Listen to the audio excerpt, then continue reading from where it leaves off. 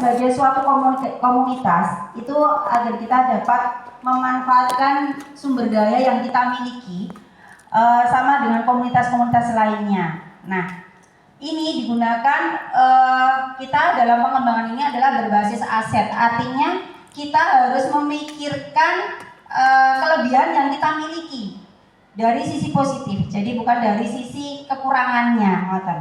Nah,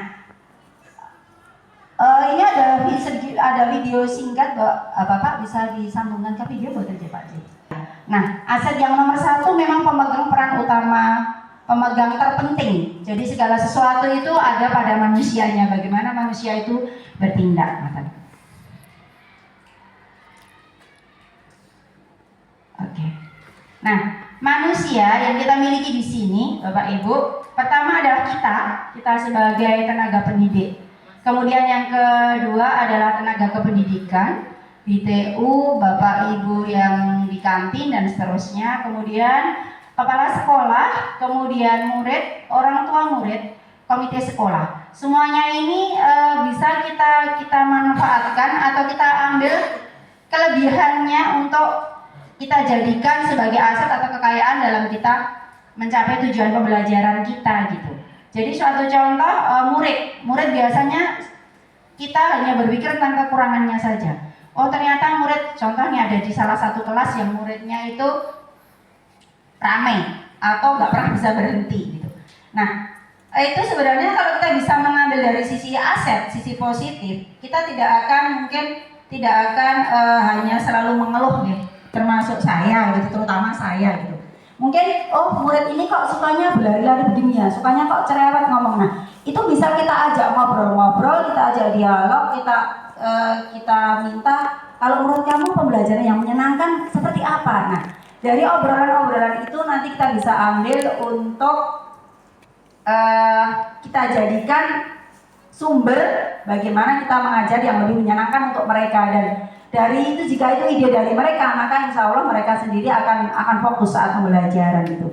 Jadi itu salah satunya Bapak Ibu, modal manusia.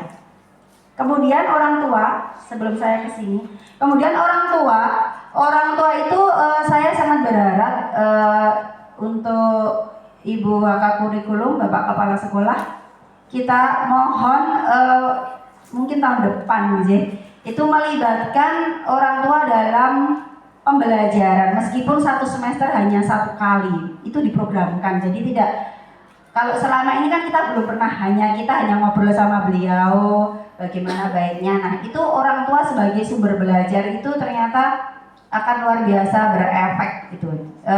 Dan ini kalau saya memang sudah mengawalinya baru mencari sumber. Artinya saya home visit ke orang tua yang saya waleni, kemudian saya tanya apa kerjaannya apa dan seterusnya, kemudian mau tidak dia jadikan narasumber gitu.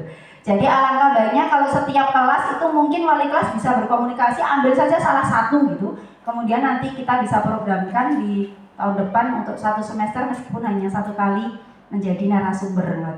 Karena kalau narasumbernya dari 1 kelas itu rasanya mungkin akan sulit dilaksanakan. Tapi kalau setiap kelas mencari 1 orang tua untuk jadi narasumber, mungkin bisa gitu. Nah ini Bapak Ibu yang saya sampaikan tadi tentang murid ya. Kemudian berikutnya adalah modal sosial. Modal sosial itu apa yang ada di sekitar kita, itu yang bisa kita manfaatkan. Jadi suatu contoh industri kecil di lingkungan kita banyak Bapak Ibu. Ini terkadang pembelajaran IPS ya, sewaktu-waktu nanti bisa kunjungan kayak kemarin sudah di P5 ya. Kemudian ada pasar, itu bisa kita jadikan rujukan. Bapak Ibu mungkin di sini yang dari tim pengembang mungkin program kemarin mungkin ada yang perlu ditambahkan di modal sosial yang belum saya masukkan, nanti mohon masukannya. Jadi kalau ini kan yang saya tahu saja gitu, jadi yang saya tahu saya masukkan di sini gitu. Itu Bapak Ibu, ada organisasi sekolah dan seterusnya. Kemudian berikutnya adalah modal fisik. Bapak Ibu, dalam pembelajaran kita tidak hanya terpaku pada kelas. Jadi kita bisa memanfaatkan semua yang ada di sekolah kita. Modal fisik ini yang ada di sekolah kita, bahkan modal fisik ini bisa yang di luar sekolah kita, tapi nanti masuknya lingkungan. Nah, itu bisa kita manfaatkan gitu. Kalau kita bisa mengajak murid maunya apa, kita bisa memanfaatkan mereka untuk memanfaatkan apa yang ada sesuai dengan pembelajaran kita. Jadi suatu contoh, kalau Bapak Ibu mungkin anak-anak bosan di dalam, pembelajaran berdiferensiasi itu bukan hanya pembelajaran yang materinya harus beda-beda gitu, boten. Tapi sekarang yang dirujuk bahkan pembelajaran berdiferensiasi itu yang penting beda, tidak sama terus dalam pembelajaran. Suatu contoh, Bapak Ibu kalau anak-anak bosan di dalam kelas, Bapak Ibu boleh mengajak mereka untuk belajar di luar. Itu sudah salah satu bentuk diferensiasi gitu. Kemudian tidak hanya anak dikasih slide untuk dibaca, tapi misalnya anak diajak untuk bermain, itu juga sudah bentuk diferensiasi gitu. Jadi kita bisa manfaatkan semuanya ini dengan otomatis. Kalau misal mau memanfaatkan ruang-ruang yang ada dengan para penanggung jawab, kita harus berkolaborasi, ngoten. Gitu Bapak Ibu ya. Kemudian modal lingkungan alam ini juga bisa kita manfaatkan. Mungkin di lingkungan dalam Bapak Ibu, mungkin ada yang perlu ditambahkan di sini. Mungkin tentang apa, suatu contoh kita Sidoarjo Bu, pegunungan bisa untuk jalan-jalan sehat nanti Bu di sana misalnya, itu kan daerah pegunungan asik, mungkin begitu ya. Nanti mohon masukannya Bapak Ibu tentang modal lingkungan yang kita miliki gitu. Letak yang strategis ini bisa kita manfaatkan semaksimal mungkin untuk pembelajaran apapun, termasuk IPS mungkin dengan terkait dengan peta ya Pak ya. Itu bisa dengan contoh asli gitu, tidak hanya melulu pada buku saja. Berikutnya adalah modal finansial. Modal finansial di sini adalah yang dimaksud adalah finansial apa saja yang bisa dimanfaatkan atau diambil untuk membangun, menumbuhkan meraih tujuan pembelajaran kita gitu.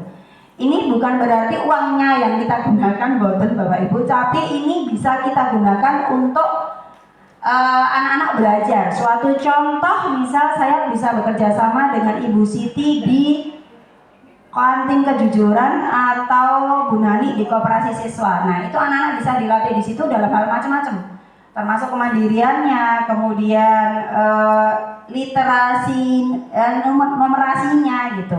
Jadi bisa dari situ, termasuk tabungan siswa atau mungkin uang kas bisa masuk ya. Uang kas tuh bisa untuk melatih anak-anak numerasi, belajar numerasi gitu. Bagaimana mereka bisa menghitung. Karena kemarin ternyata beberapa anak kasus di kelas yang kasnya nggak beres, itu karena numerasinya rendah. Jadi anak-anak itu bikin laporannya di akhir, kok Bu ini uangnya kemarin masuknya nggak tahu berapa, pokoknya uangnya adanya cuma ini gitu. Harusnya kalau uang kas itu tidak seperti itu, catatan dengan uangnya itu harusnya sama gitu. Uang masuknya berapa, keluarnya berapa, sisanya berapa, itu harusnya sama. Tapi memang ini perlu kita tanamkan numerasi ini kepada anak gitu nggih. Terutama hal yang terkait dengan uang kas ngoten. Ini ada dana bos yang kita bisa gunakan sesuai dengan mata anggarannya mestinya nggih.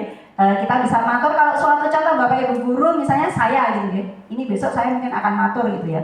Misalnya saya membutuhkan pembelajaran tentang yang butuh alat-alat, misalnya karton dan seterusnya, dan jumlahnya cukup banyak.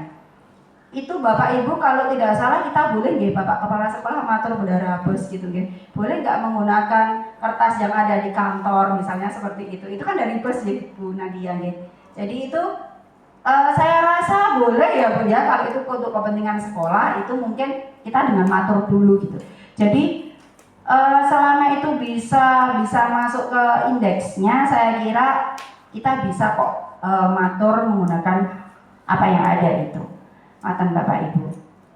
Uang infak juga, uang infak cukup banyak nanti monggo untuk program-program keagamaan silakan, atau mungkin nanti kalau infak kan untuk keagamaan gitu, atau namanya mungkin kita di dana sosial itu uang kesejahteraan Bu Sumini itu beda ya Bu, bukan dana sosial ya Bu ya. Dana sosial ya. Oh, dana sosial sudah beda, tapi yang infak itu dari siswa ya. Mungkin uang infak bisa dana sosial dari anak itu bisa, mungkin kan lebih fleksibel nanti penggunaannya. Tapi uang infak di saya cukup banyak Bapak Ibu guru agama, monggo nanti programnya silakan kemudian modal politik. Nah, kebijakan kepala sekolah itu sangat luar biasa pengaruhnya dalam kita pembelajaran, termasuk salah satu contoh saja, saya ambil salah satu contoh saja, kebijakan Bapak Kepala Sekolah tentang pengadaan alat pembelajaran di tiap ruang. Itu luar biasa pengaruhnya, terima kasih Bapak Kepala Sekolah ya. Yang selama ini mungkin kelas 9 bisa nanti kita akan menggunakan tahun depan sudah keseluruhan gitu, tidak motong-motong gitu, dan itu memang luar biasa efektif. Kita tinggal membawa laptop saja. Kemudian kerjasama yang sudah kita bina ada dengan Koramil, ada dengan Puskesmas ya, UKS itu, kemudian bersinergi dengan pemerintah desa. Mungkin ada yang lain, Ibu Yuni, adakah yang modal politik yang belum saya masukkan ya, karena saya tidak hafal gitu. Nanti saya akan minta informasi lagi untuk modal politik ini, atau mungkin Bapak Ibu dari sekian modal tadi yang mungkin akan ditambahkan, nanti mohon masukannya, tapi di luar ini saja karena waktunya sudah menunjukkan jam pembelajaran.